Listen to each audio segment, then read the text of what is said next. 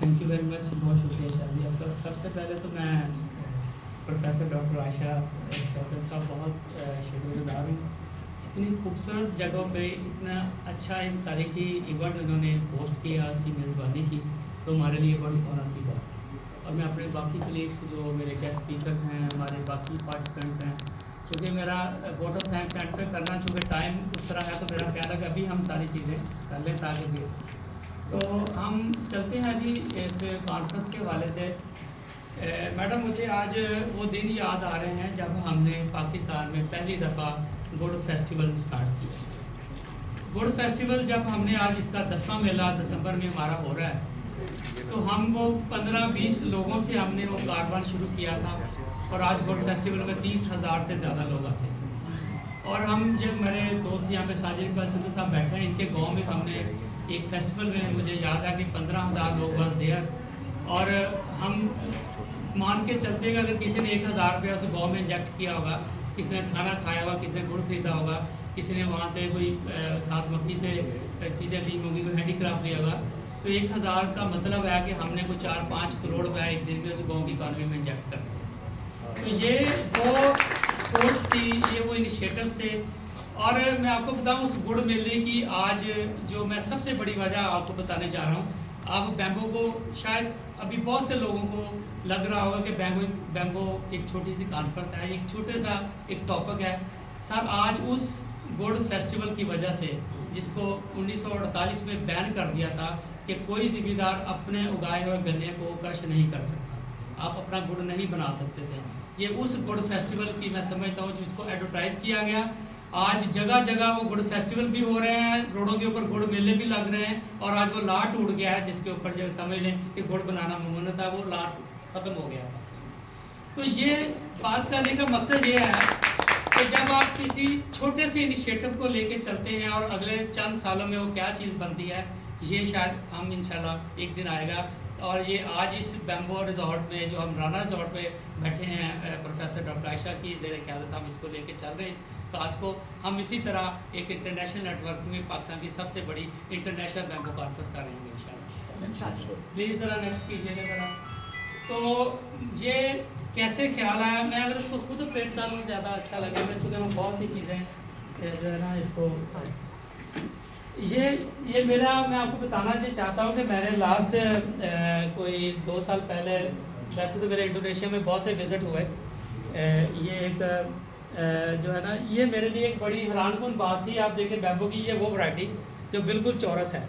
जब मैंने पहले देखा, आई वॉज वंडरिंग, शॉकिंग कि ऐसा बैम्बो भी हो सकता है। तो हम जब इसको देखते थे, और ये मेरी वो जो मैं आपको बताया, ये बैम्बो ग्रीन टूरिज़म विलेज है इंडोनेशिया में, जिसको मैंने विज़िट किया, और उस पर ये जो, जब मैं बैम्बो का आर्किटेक्चर देखा, वहाँ पे सारी चीज़ें, इसकी वर्कशॉप्स उनकी देखी, जिस तरह वो दुनिया को वहाँ पे बुला के बैम्बो के ऊपर काम कर रहे थे, तो मेरे लिए था कि हम पाकिस्तान में जो है ना, हम कहाँ पे हैं।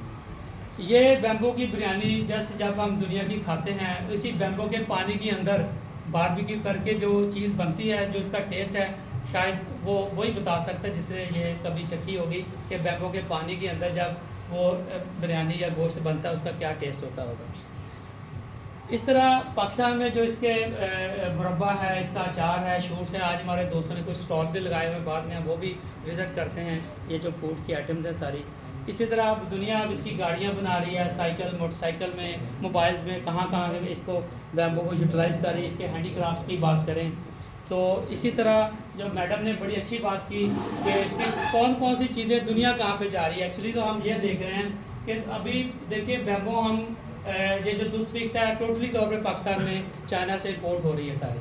और ये जो एक स्टिक जो जिसके हमारी बारबेक्यू पूरी इंडस्ट्री खड़ी है, कि जो वो एक स्टिक लगती है और बड़ी छोटी सी मशीन के ऊपर ये बनाया जाता है, और एक बैम्बो अगर हम इसकी स्टिक बनाएं तो शायद ये 25 से 30 हज़ार रुपये की एक बैम्बो से निकल सकती है।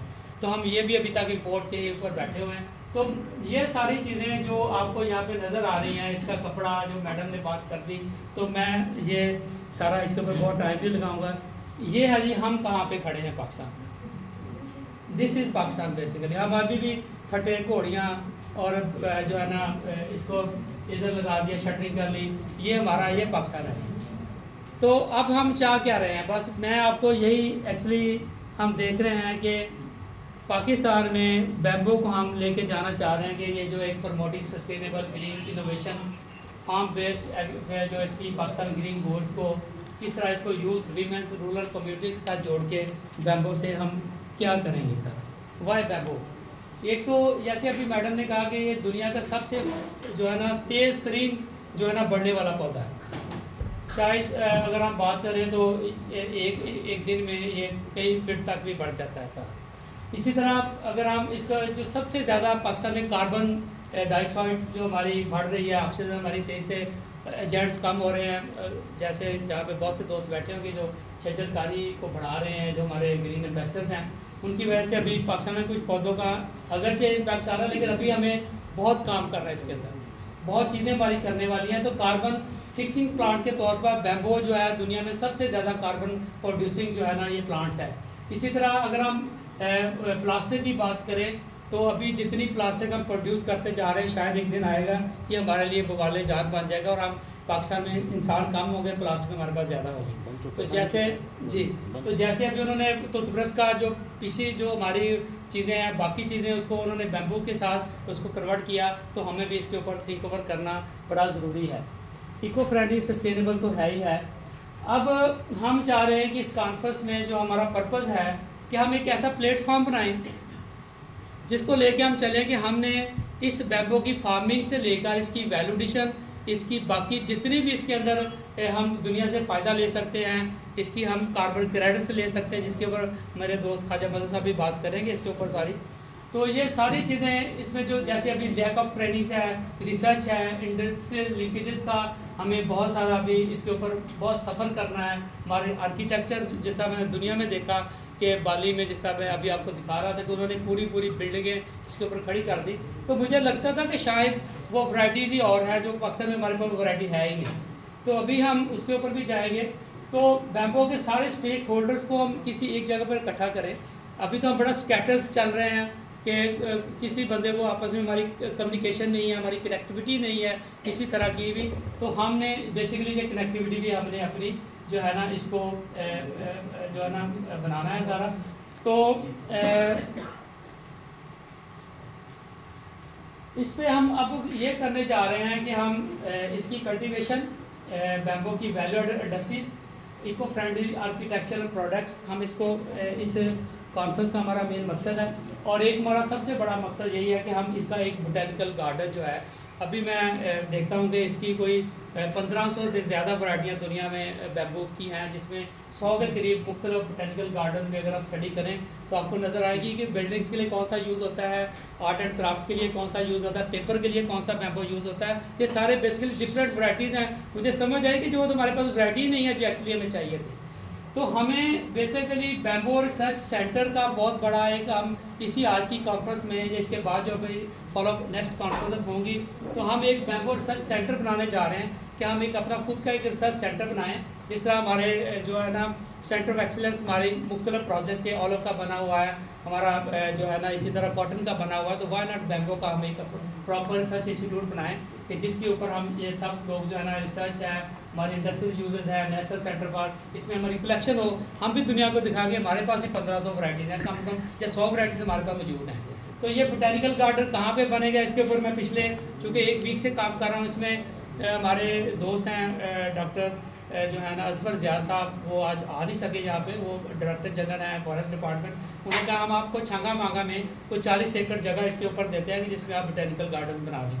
तो हमें ऑफर्स है, लेकिन हम फिर भी रिक्वेस्ट करेंगे प्रोफेसर डॉक्टर आयशा शौकत साहब से कि शायद ये अजूबा है, ये करिश्माती जो ये वाला जंगल है, इसको भी हम एक बोटेनिकल गार्डन के तौर पर एक नया इसकी शराकत दें कि पाकिस्तान का शायद या दुनिया का एक बहुत बड़ा बोटेनिकल गार्डन यहाँ पे बनाएं। और उसको R&D जो हमारी जितनी भी कौन सी वैरायटी किस काम के लिए यूटिलाइज होती है, उसके ऊपर रिसर्च सेंटर भी हम इसी के साथ ही इसको जोड़ दें साथ।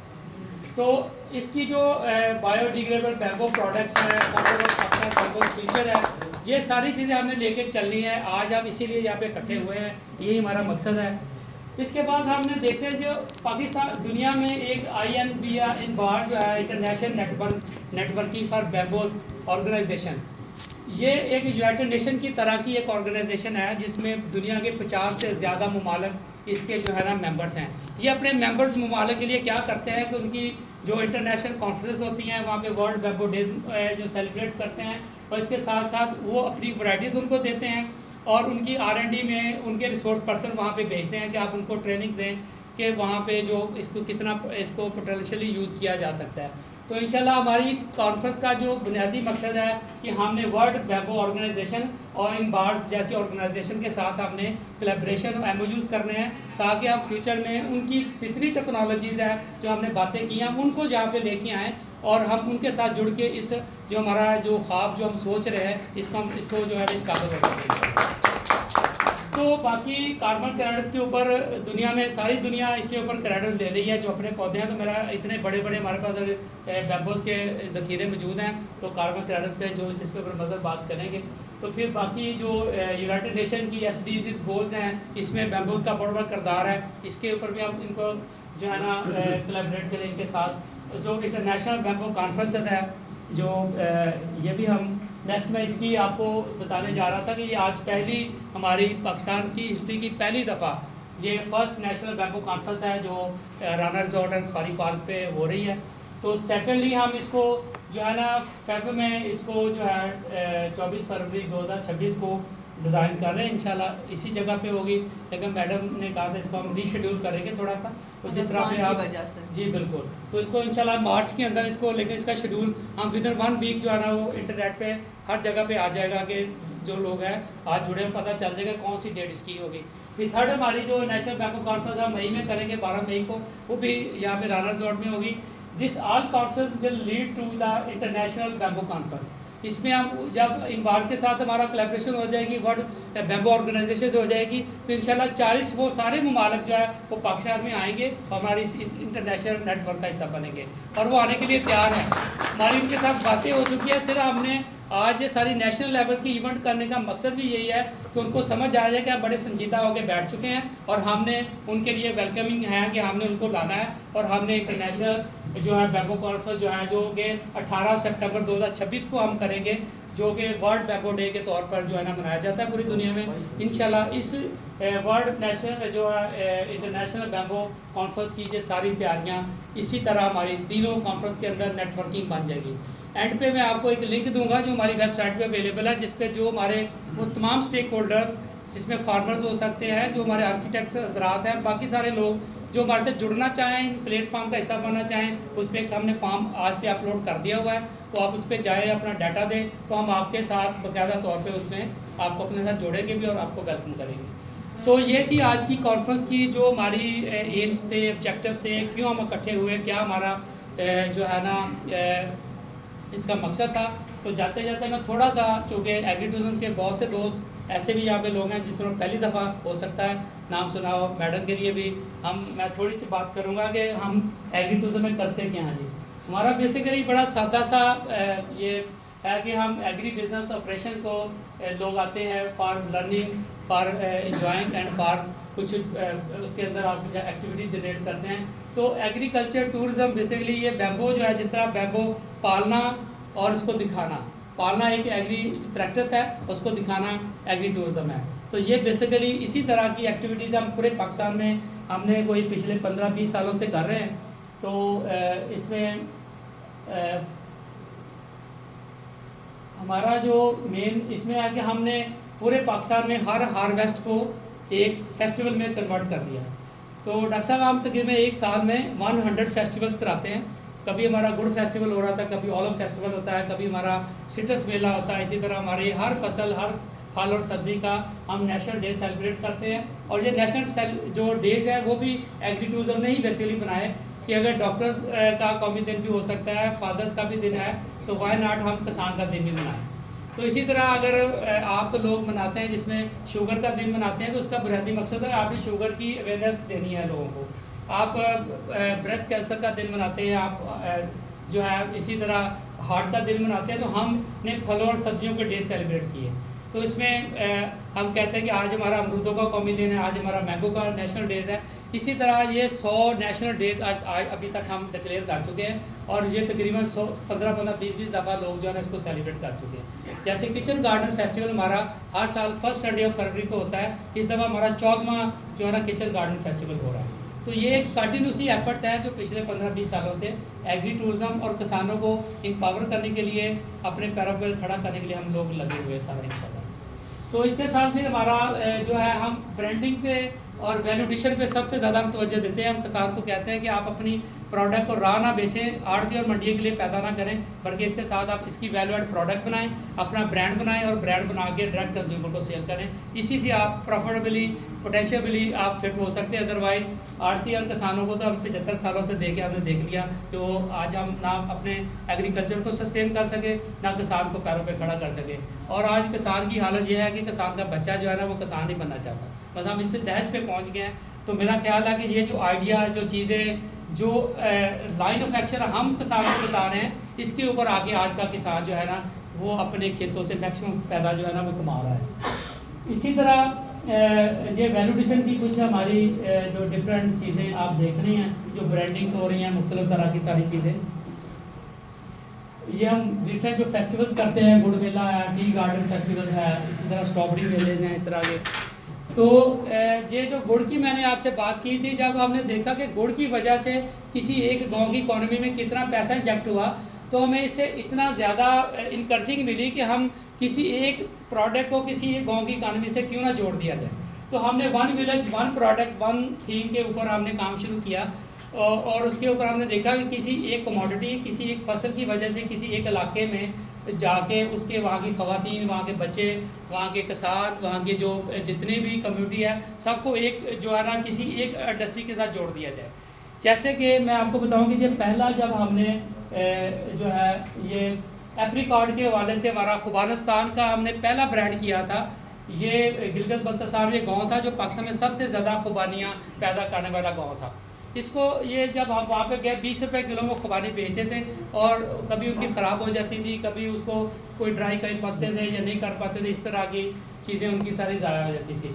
तो हम से खाती थी, बिल्कुल ऐसे ही है। तो हमने ये पहली दफ़ा वहाँ पे मॉडल एप्रिकॉट टूरिज्म विलेज बनाया उसको, और इस गांव के अंदर मैं आपको बताऊँ कि इस दफ़ा हमारा जो छठा सालाना जो है एप्रिकॉट फेस्टिवल हमने वहाँ पे किया।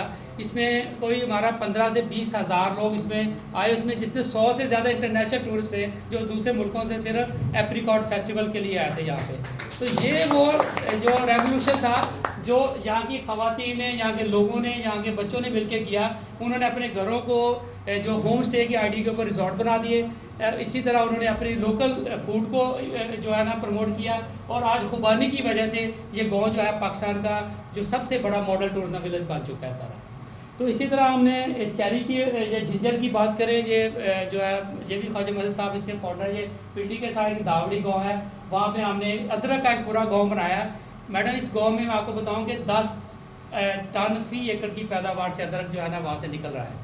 और हम पाकिस्तान में अदरक जो था, इससे पहले मैं आपको बताऊं कि हम 1 किलो भी अदरक अपना नहीं उगाते थे, हम कोई 87-88 मिलियन डॉलर का बाहर से अदरक इंपोर्ट करते थे। तो ये वाहद गाँव है जिसमें आपको सीड भी मिलेगा, इसकी वैल्यू एडिशन प्रोडक्ट भी मिलेगी, और आपको वहाँ पे टेक्नोलॉजी भी मिलेगी कि आपने लगाना कैसे है। तो मेरा ख्याल है कि ये वो चीज़ें हैं जिससे एक गाँव को अदरक की इकॉनमी से हमने जोड़ दिया था। तो आगे चलते जाएंगे, थोड़ा सा ये मैं जामन का ये विलेज में 2-3 विलेज का बताऊंगा, फिर इसको हम इसको आगे कर देंगे। ये जामन जो है ये समुद्री के पास को 3-4 गांव हैं जो पाकिस्तान में सबसे ज़्यादा जामन प्रोड्यूसिंग जो है ना विलेजेस है।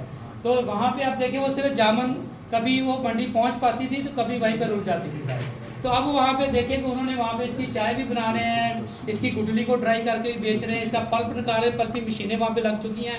और जो मेले वहाँ पे होते हैं, जामन का जो कौमी दिन मनाया जाता है, इसमें पूरे पाकिस्तान के लोग वहाँ पे आते हैं और जामन जो है ना उसको ख़रीद के लेके जाते हैं। ये ऑनलाइन बेचना शुरू किया। आज यहाँ का किसान जो है ना वो जामन का फार्मर नहीं है, बल्कि वो एक एंटरप्रेन्योर है, और उसको समझ आ गया कि मैंने लोगों को अपनी जामन बेच के दिखानी कैसे है, इसको एज एग्री टूरिज्म कमोडिटी कैसे बनाना है। तो ये जो पूरा गाँव है, ये जामन का एक टूरिज्म विलेज अब जो है ना वो बन चुका है। इसी तरह बैम्बू की बात करें तो मैं चाहूँगा कि हम ये जो हमारी ये एरिया है जहाँ पे पाकिस्तान में सबसे ज़्यादा बैम्बू प्रोड्यूस होता है, इसको भी हम पूरे कम्युनिटी बेस्ड टूरिज़्म करें, यानी इसमें पूरी कम्युनिटी को इन्वॉल्व करें साथ में, ताकि इसका पूरा एक विलेज का आइडिया जो पोटेंशली बनाया जा सके। ये हमने सिंध में बनाया, ये टंडो सुमरो एक गाँव है। इसमें ये पहले क्या होता था कि जब इसको केला उतार लेते हैं, इसका जो तना होता है इसको फेंकने पे बड़ी लड़ाइयाँ होती हैं, बड़ी FIR करती है कि मेरे घर के सामने फेंक दिया। अब जहाँ पे जो फेस्टिवल्स होते हैं आप देखिए वहाँ पे टोकरियाँ पत्तों के साथ कैसे ख़वातीन वहाँ पे बना रही हैं। इसका जो तना है, से जो कपड़ा बनाया जाता है, धागा बनता है, सारी चीज़ें। तो ये वो एक गाँव था जिसने सिर्फ केले को लेके इसका ड्राई चिप्स वो बनाते हैं, इसको काट के फ्राई करते हैं और वो सारा साल केला खाते हैं। तो ये वो एक गाँव है जिसने सिर्फ केले को लेके पूरे अपने गाँव की किस्मत बदल दी है, और ये एक मॉडल विलेज है केले के हवाले से। तो अब आगे चलेंगे तो इसी तरह कैमल का, सिट्रस का सरगोदा में हमने बनाया, ये सखर के अंदर एग्री टूरिज्म का एक पूरा गांव है। इसी तरह गावा का ये शरकपुर में एक पूरा गांव बन चुका है। और ये हैंडीक्राफ्ट्स का, हनी बी का ये दीरकोट एक गांव है कश्मीर के अंदर, वहाँ के पूरे गांव की ख़वातीन मिलके इसके ऊपर काम कर रही हैं। इस तरह कुम्हारों का एक पूरा गांव हमने ये गुजरात के पास एक गांव बनाया। मैंगो का ये मौजा सदरपुर में है, ये मुल्तान के पास, और उसमें ये सारी मशीनें लगी हुई हैं, और इसमें इसका मैंगो चिप्स बन रहा है, इसके मैंगो पल्प बन रहा है, और इसमें जो इसकी गुठली निकलती है उसका ऑयल और बटर निकालते हैं। और आपके लिए बताऊंगे ये जो मैंगो का बटर है जो इसकी गुठली के अंदर होता है, 18,000 रुपये किलो अभी पाकिस्तान में इसकी प्राइस है। तो ये समझ लें कि हम जो छिलके जो हम खा के या चीज़ें करते हैं उसमें कितनी चीज़ें जो हम ज़ाया कर देते हैं। तो ये पूरा गाँव जो है मॉडल है सबके लिए। जब आप लोग वहाँ पर जाएँ, मशीनें देखें, वहाँ पे सीखें और अपने आप को इम्पावर करें, देखें कि किस तरह। मुझे ऐसे ही आपकी आज बात से समझाइए कि आम के आम गुठलियों के दाम क्यों कहते हैं। तो इसी तरह जी ऑलिव टूरिज्म विलेज हमने चकवाल में बनाया जी। पूरा गांव जो है, पूरा एरिया ऑलिव के हवाले से, और ये सारे फार्मर्स ऑलिव लगा भी रहे हैं, इसकी डिफरेंट प्रोडक्ट वहीं पे बन रही हैं। आज कुछ AD साहब आए हुए हैं जी यहाँ पे, AD साहब यहाँ पे अलदा साहब आए हैं, इन्होंने यूनिक ऑलिव के नाम पे इनका गांव आप ज़रूर विज़िट करें। और इन्होंने 18 प्रोडक्ट ऑलिव की बनाई हुई है जी। ऑलिव के पत्तों का कावा से लेकर इसकी मसाके भी ब्रांड करके बेचते हैं, इसका अचार, मुरब्बा, जैम सारी चीज़ें बनाते हैं, और ये खुद फार्मर है। और ये सारी चीज़ें हैं जो ये मॉडल फार्मर्स हैं जो इन्होंने की हैं सारी चीज़ें। इसी तरह ये पीच का बरी कोट, ये स्वाद के अंदर विलेज है। राइस ये हमने चांदबाग स्कूल में बनाया है, ये मरीदके के पास है। टी गार्डन टूरिज्म हमारे खुद का गार्डन है चाय का। पाकिस्तान जो है कोई 24 करोड़ किलो चाय बाहर से मंगाता है सर, और हम कोई $950 मिलियन इस पर लगा देते हैं, और अल्लाह ने हमें 1.5 करोड़ एकड़ रकबा ऐसा दिया जिसके ऊपर हम चाय लगा सकते हैं। और चाय की टूरिज़्म जो है दुनिया ने इसी से, कीनिया में जाएँ, चाइना में जाएँ, इससे चाय की टूरिज़्म से अपनी मुल्क की इकॉनमी को उठा लिया। तो अब ये हमारा नेशनल गार्डन है एक चाय का जो 50 एकड़ के ऊपर है। यहाँ पे हर साल हम जो है एग्री टूरिज्म जहाँ टी गार्डन फेस्टिवल कराती है, जिसमें हमारे बहुत से दोस्त जा चुके होंगे। तो यहाँ पे टी टेस्टिंग टूर भी हम हर साल यहाँ पे अरेंज करते रहते हैं सारे। तो इसी तरह अगर हम बात करते जाएँ, सारी शुगर के विलेज है, ये समुद्री के पास है। आयुर्वेदिक से जड़ी बूटियों का पूरा हमने गाँव लाहौर आयुर्वेदिक विलेज हमने क्रिएट किया, जिसमें कोई 500 के करीब प्रोडक्ट हर्बल जो एक्सपोर्ट होती है इसी गाँव के अंदर से।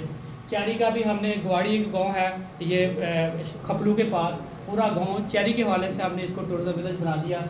पोटैटो का हो गया, मशरूम्स हैं। ये लाहौर ऑर्गेनिक विलेज भी अभी आपको फैसल भाई इसके ऊपर बताएंगे। फैसल रियाज साहब जो आर्किटेक्ट जी, ये इनके प्रिंसिपल आर्किटेक्ट थे। I was consultant of this project. तो ये सिर्फ गांव की इंडस्ट्री जहाँ पे आटे की चक्की, कोल्लू लगा के ही इस गांव में हमने जो है ना पूरा एक आरडीएस लाई। और मैं आपको बताऊँ इसका अभी जो हमारा वहाँ पे तकरीबन जो है ना 2 मिलियन पर डे की सेल है इस गाँव के अंदर। अब देखें ना इस गाँव की इंडस्ट्री जो है किस तरह ये चीज़ें जो है ना हाईलाइट हो रही है। तो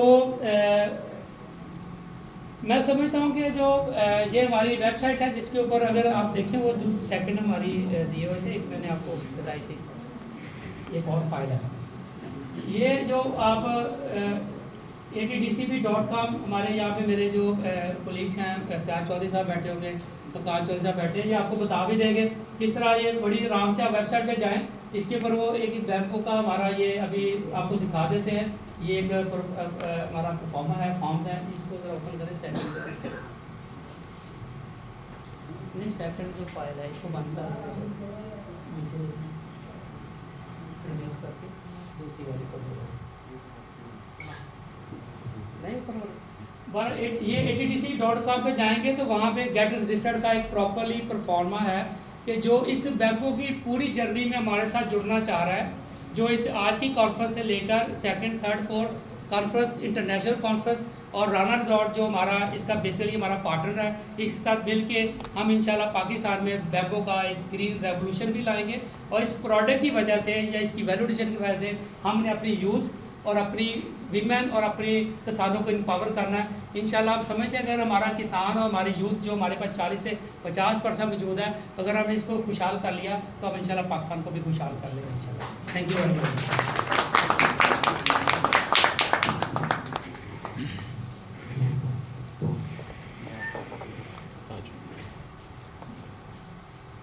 चौथा शर्ट में मलबूस इस कलंदर के लिए।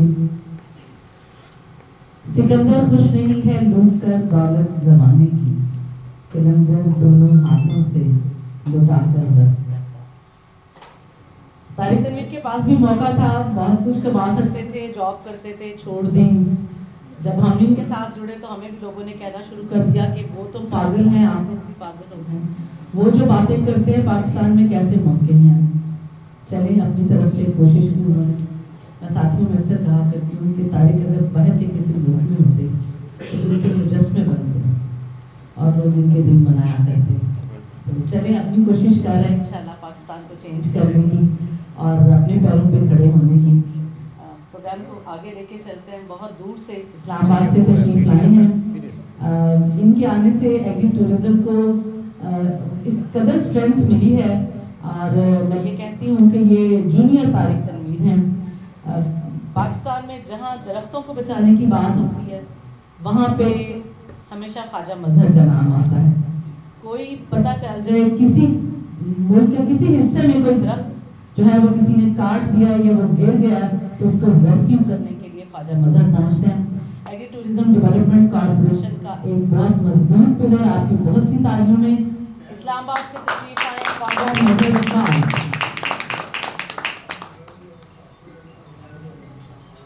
अस्सलाम वालेकुम।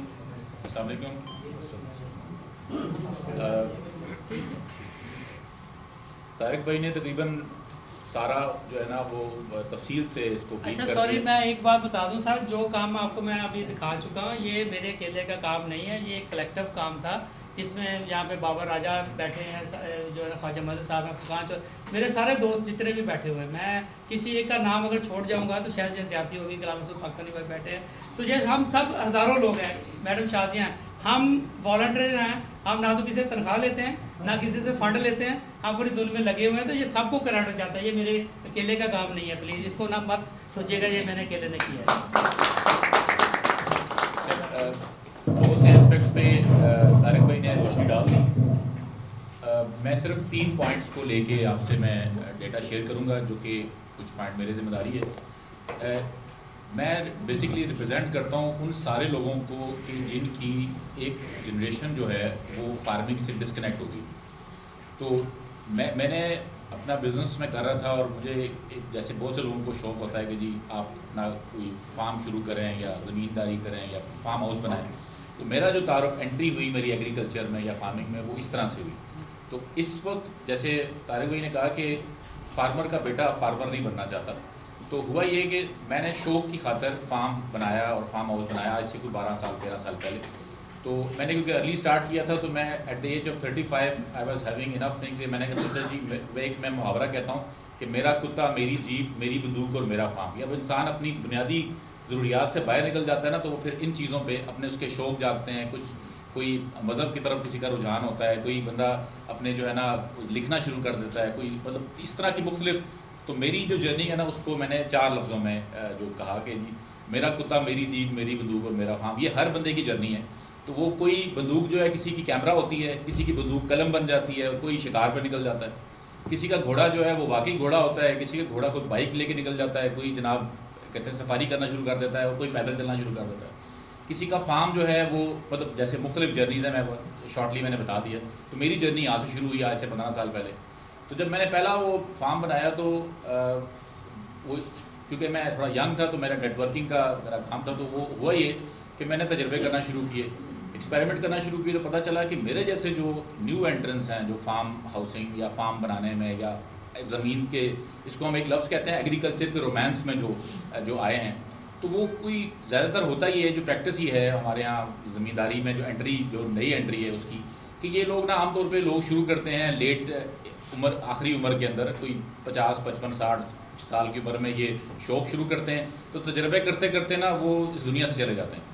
तो मैंने क्योंकि थोड़ा अर्ली शुरू कर लिया, 35 साल की उम्र में, 33-34 साल की उम्र में, तो मैं 5-1 साल में ना मुझे अंदाज़ा हो गया कि यार ये तो मतलब सारी ज़िंदगी ये लॉस नहीं कर सकते। तो मैंने ढूंढना शुरू किया कि जी कौन सा ऐसा रास्ता है जिससे कि हम अपनी फार्मिंग को या एग्रीकल्चर को सस्टेनेबल कर सकते हैं। तो ढूंढते ढूंढते इसी तरह से मेरी मुलाकात तारिक भाई से आज से कोई 10 साल पहले हुई, तो वो मुझे रास्ता मिला कि जो कि एग्रीकल्चर को वापस, या तो जो एग्जिस्टिंग फार्मर है वो वापस खड़ा कर सकता है, या मेरे जैसा एक न्यू एंट्रेंट वो कैसे अपने आप को सस्टेन कर सकता है, या अपनी वो जो एग्रीकल्चर कर रहा है। वरना तो हमारे यहाँ ना फार्मिंग को, या आजकल जो नए फार्मर्स आ रहे हैं या फार्म हाउसेस बना रहे हैं, वो उसको रियल स्टेट समझते हैं।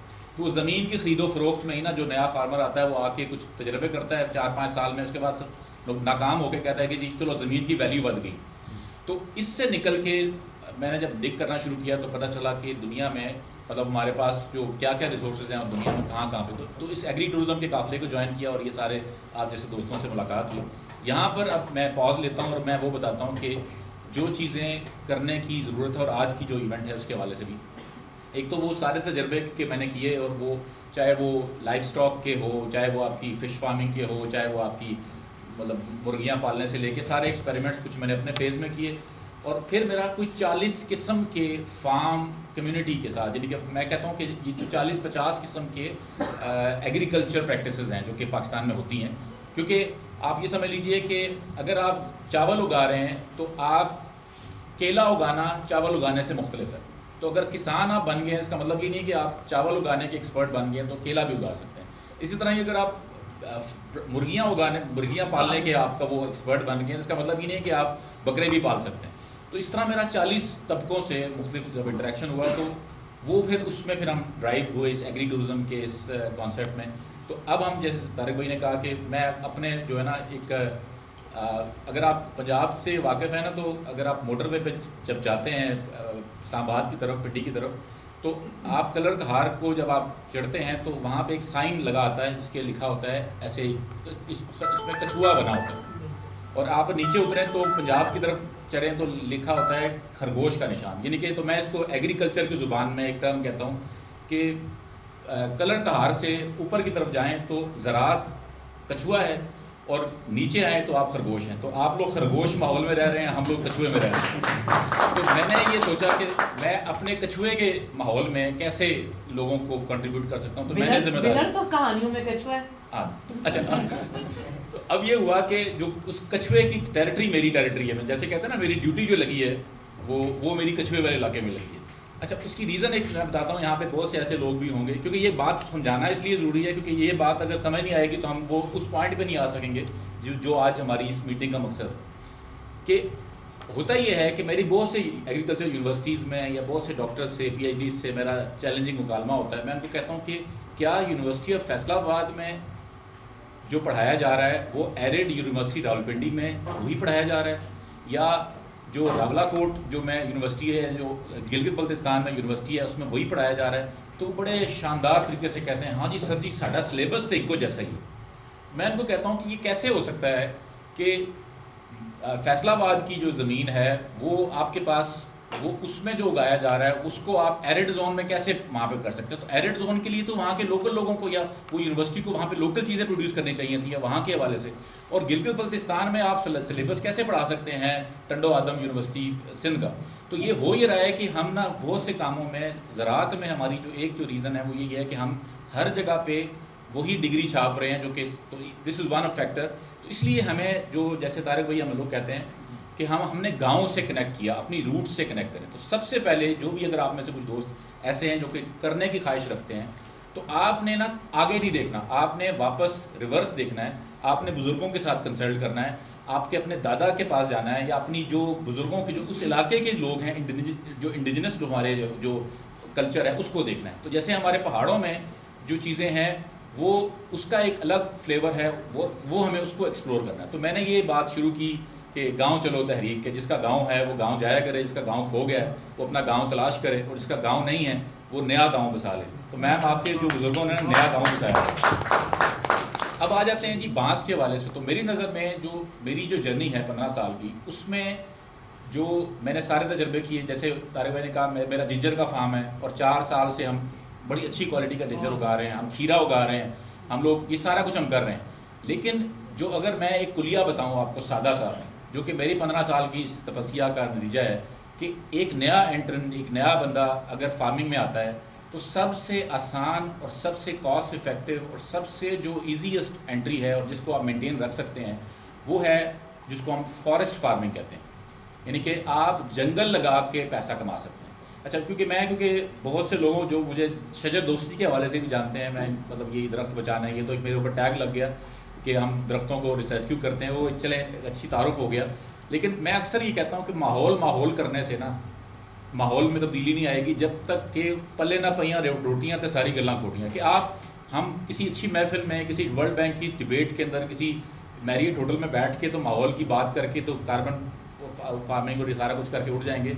लेकिन जो हमारा 97-95% जो तबका है जिसको कि इस बात से फिक्र है कि मैंने अपनी ज़मीन से निकालना क्या है, उसको हमें ट्रांसलेट करना है। तो उसके लिए जो सबसे आसान और सबसे इफ़ेक्टिव, तो उसमें हम 4-5 सेगमेंट में जो काम कर रहे हैं, तो उसमें बैम्बू इज़ माई लव। तो बांस की फार्मिंग करके आप ना सिर्फ माहौल को भी बेहतर कर सकते हैं, और उसके अंदर जब हम बांस की, मैं खुद क्योंकि 22 एकड़ का मैंने अभी रिसेंटली एक डेवलप किया है, तो उसमें हम लोग 3-4 जो है ना, उसमें मैंने प्लूनिया भी लगाया है, मैंने उसमें पॉपुलर भी उसमें मेरे पास मौजूद है, और bamboo is one of the plant. तो हम बांस की फार्मिंग करके वी कैन क्रिएट रेवेन्यू। और सबसे आसान, यानी कि बाकी जो भी आप काम करें ज़रूर करें, लेकिन आप बैठ के किसी दिन कैलकुलेट कर लें तो वो सबसे ईजीएस्ट, यानी कि इनपुट आपकी लेस होगी और आउटपुट आपकी जब आप कंपेयर करेंगे तो आपको, और उसमें फिर हम जो मेरा टॉपिक भी है दूसरा जिसको आगे लेके चलता हूँ, और वो है कि वैल्यू एडिशन।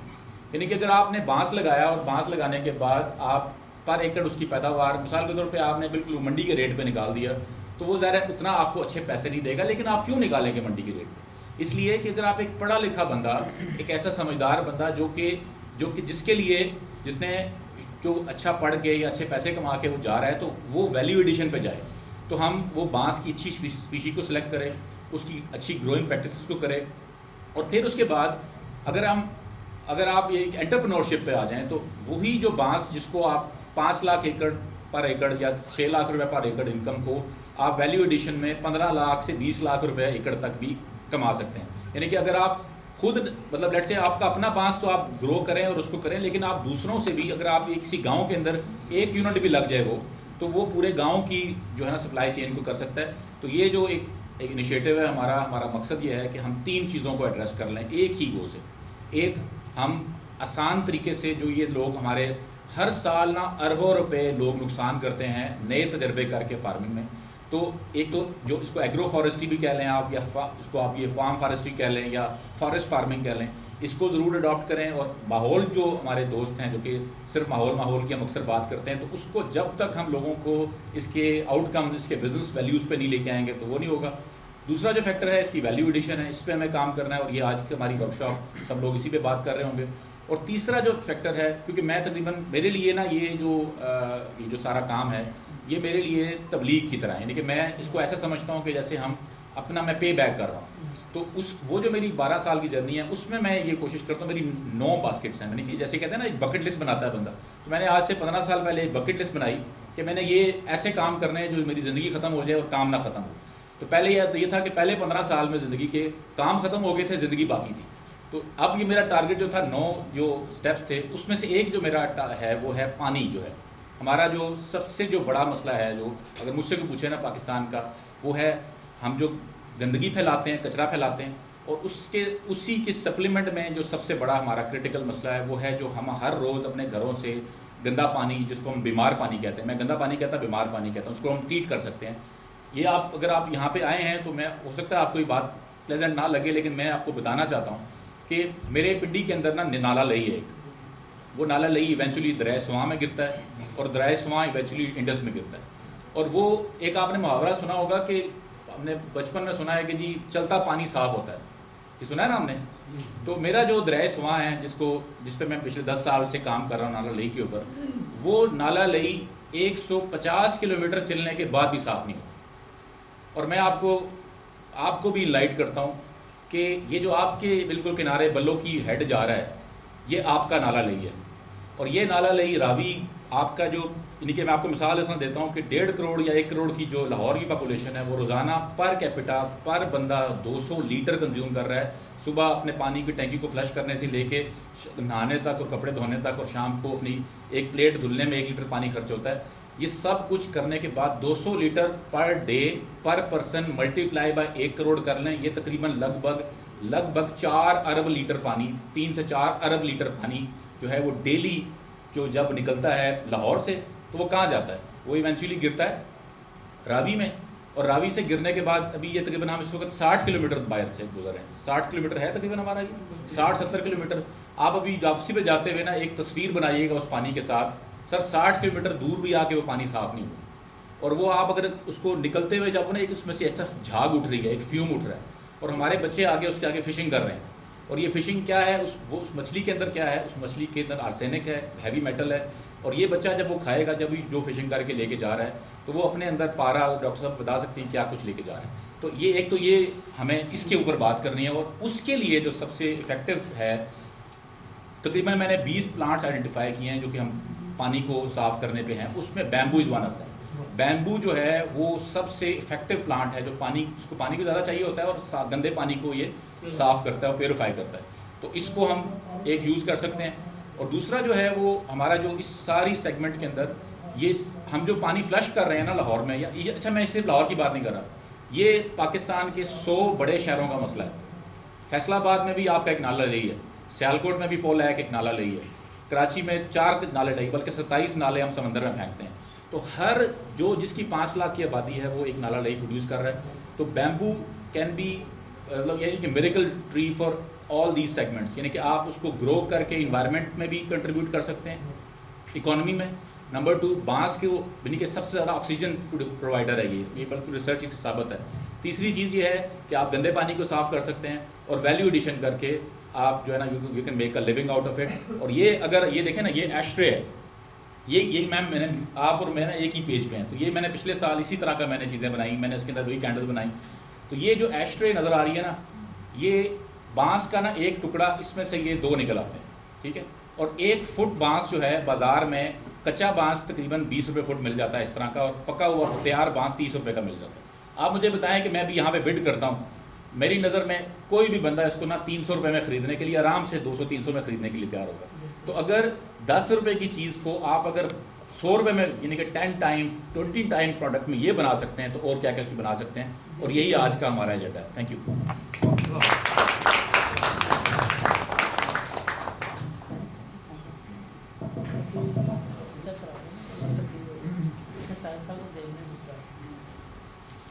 हम नहीं गर्दिश अय्याम से डरने वाले, हम नशीनों, हमें जीने का शऊर आता है।